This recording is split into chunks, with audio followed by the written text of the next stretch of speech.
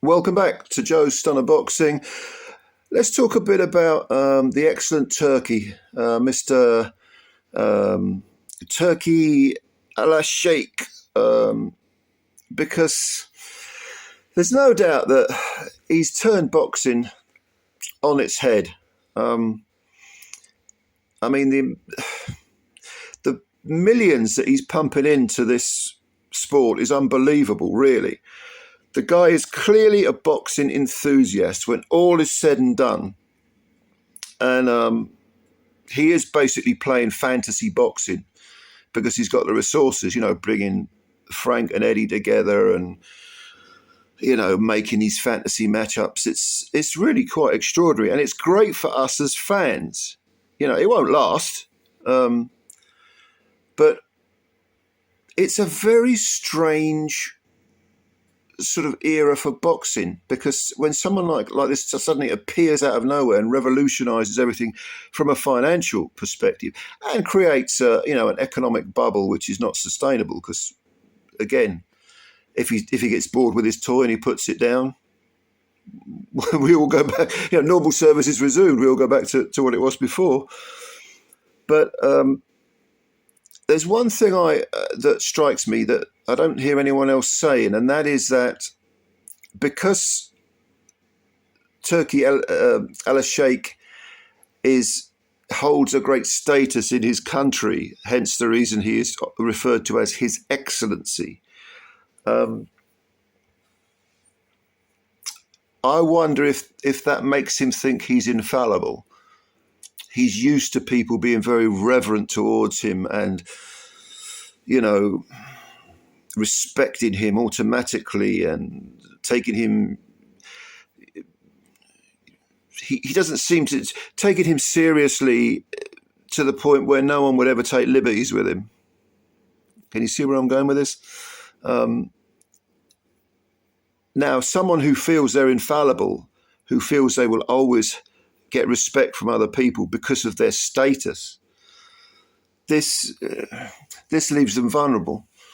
And in boxing, there's an awful lot of sharks swimming around. And when I saw him with Tyson Fury on that little Zoom meeting thing that they had with Usyk and Klimas in the other corner, it did cross my mind that there's a possibility Fury has ingratiated himself into with this guy, and they've become friends of a sort, and that this is leaving Turki Alashikh vulnerable to being exploited, essentially. Now, it could be the other way. It could be the opposite is true, because a few people have commented and said that Fury looked like he was under lockdown. He looked like he was a hostage. It was a hostage situation, and the excellent Turkey was there with the person he'd kidnapped and was saying, yeah, I love this guy, he's great, and I've no doubt he was telling the truth about the cut eye and, all this sort of stuff. And Tyson was sort of sitting there trying to maintain a certain demeanor, a certain confident, defiant demeanor. But he looked like a hostage victim. Yeah, I mean, I can sort of see that, what people were saying about that. Yeah, I can see that. But the fact that Turki Alashikh said a few things that I thought were quite odd about the camera. There was a camera in the gym, and therefore he knows that Fury was cut and that it was genuine, or that it was a genuine cut. And the other thing is this £10 million fine for anyone that pulls out of the fight. Now, I'm not quite sure how that's going to be. How that's going to be enforced. I mean, what's he going to do? Refuse to let Fury or Usyk, if Usyk's the one that pulls out, which he, whatever, refuse to let them leave the country? Is the money the money sort of put in escrow. I mean, I can't imagine Usyk and Fury just saying, "Okay, here's 10 million quid. If I pull out, you keep it." And of course, if the fight wasn't to go ahead, it's not like it could come out of their purse because they wouldn't have a purse. So I'm not sure he's going to enforce that 10 million quid thing.